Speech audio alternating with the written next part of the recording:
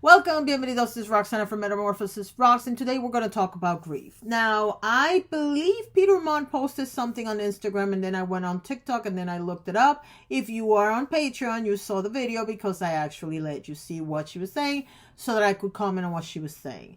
The Weekend Watch is the account on both Instagram and TikTok if you wanted to search it. I am going to leave the link below, but what I want you to understand is that she's talking about grief, especially in this time of the year. In her case, she lost her parents within a year and 4 months of each other. She lost both of them. In my case, I lost my dad in 2016 and my mom in 2021.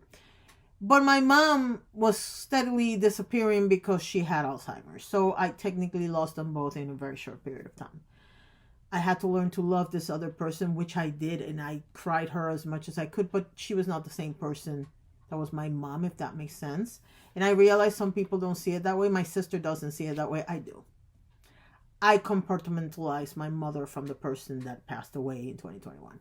She's still my mother, but in order for me to be able to give her the grace that she needed and to give myself the grace that I needed, I had to separate those two people because the person that had Alzheimer's didn't recognize me, thought I was her sister. And in order for me to be able to get into her reality, which is something about Alzheimer's that I'll talk about later at some point, you have to go into their life. You cannot just try to correct them every time they make a mistake. It's going to traumatize them even more, which makes the symptoms even worse. But the reality is that in order for me to be able to do that, I had to separate my mom from mom. And so, yeah. So what she's talking about is the fact that nobody should tell you how to grieve a person. And I want to expand that a little bit because clearly she's talking about her parents. But this is true for any relationship that you're grieving, which if you're a normal human being, you're going to have that happen all the time because A, you have friends and family that pass away. B, you're going to have friendships that end. C, you're going to maybe change jobs or graduate from college, and though you're grieving that entire situation. And we don't talk about this enough in terms of grieving. We think that grieving is somebody died and that's over. The only difference between grieving a person that is dead and grieving a person that is living is the possibility, which is a bad idea, of having that person still alive.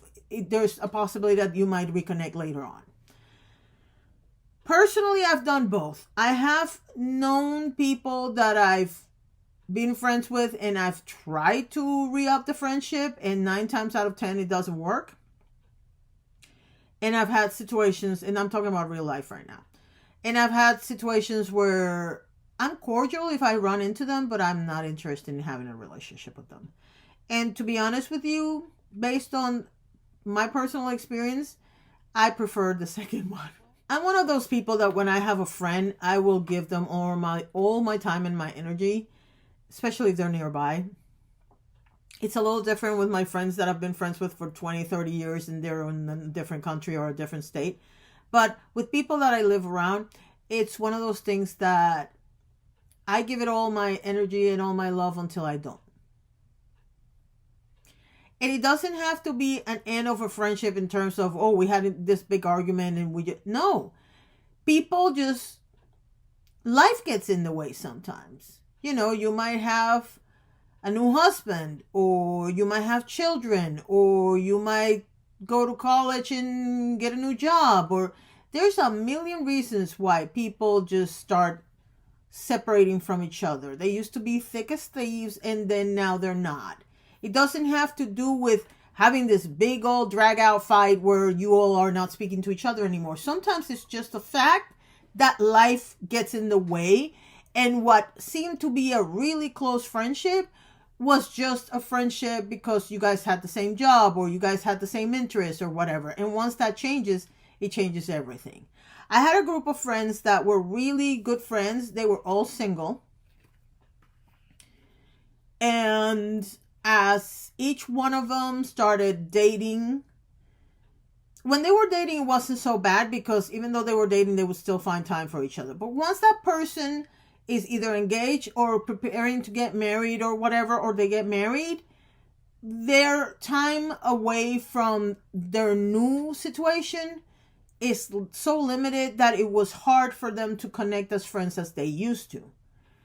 And instead of looking for a solution like maybe we should just meet once a month just so we can reconnect, they wanted to keep doing the same things they were doing before, and of course it didn't work out. So eventually none of those people talked to each other anymore because they didn't have the time. Now, I know because I kept in contact with all of them because I was already married, so I was not involved in that part of the friendship. And one by one, I got so sad because every single one of them wanted to stay in the friend group.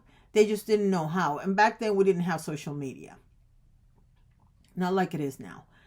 So, I connect frequently with people that I met in high school or met in any of my jobs and whatnot. And the reason why I stay connected is because I have them on my Facebook, and every once in a while, I don't look on Facebook as much as I used to, but every once in a while I'll look and I'll say hi and whatnot.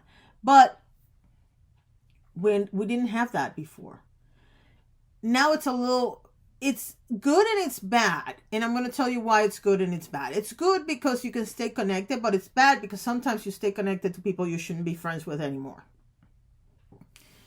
The bad influences, the ones that want to party all the time, not necessarily bad influences, just their goals in life are different and whatnot. And sometimes we don't want to let it go because we feel like we have to be loyal and all this other stuff, when the reality is that the first person you need to be loyal to is yourself. And so when I saw this video, I realized that the reason why Peter posted it is because he's grieving his dog and whatnot.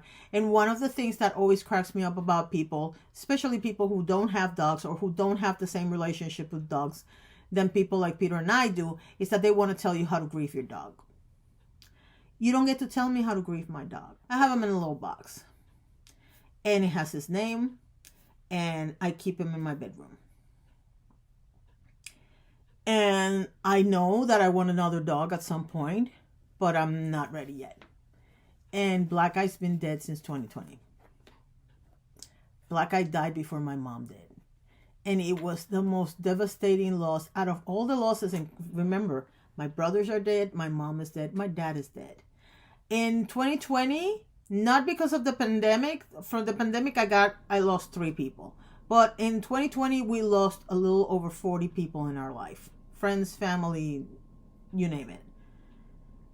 And it was a devastating year for us as a family and for us individually, because some people I knew and my husband didn't know, and etc. Death is a reminder that you're not here forever. But a dog is a reminder that unconditional love exists. And sometimes people want to tell you, oh, well, get over it, it's just a dog. No. My dog was a member of my family. Just to give you an example, I moved from Puerto Rico to Florida, and a week later, I forced my husband to get on a plane to Miami and then drive from Miami to Orlando because there was no straight flight coming from Puerto Rico to Orlando that allowed dogs, and I didn't want my dog to have to take 2 flights. And so my husband, I have to give it to him. I don't know how he did it, because from Miami to here is quite a trek. Sure enough, he got on a plane, and the reason was because I missed my dog. And my dog missed me. He used to tell me, he would talk to me on the phone, and I could hear the dog jumping on him because he heard my voice. And that was like, oh, my baby, my baby, my baby. And I bitched and moped and whatever until my husband brought the dog. My dog was, I met my dog when he was born. My husband's aunt had a dog, and she had a litter of 4, and the only one that made it past 2 years after they were born was him. His mom died, and his 3 brothers and sisters died. My dog made it for almost 4, he was 14 years old when he passed away. I love my dog like he was my kid. And if you've been on the channel, you know, because he used to go, I used to be in a different apartment and the bed was right behind me, and he would jump on the bed all the time. I adored my dog. You don't get to tell me how to mourn my dog. You also don't get to tell me how to mourn my family, my friends, or friendships that are over. I don't care if the person is still alive or dead. Grieving is a process that happens every time something ends. And you don't get to tell me how to respond to that. And with that, I can't wait to see your comments below. Thank you so much for watching and have a wonderful day.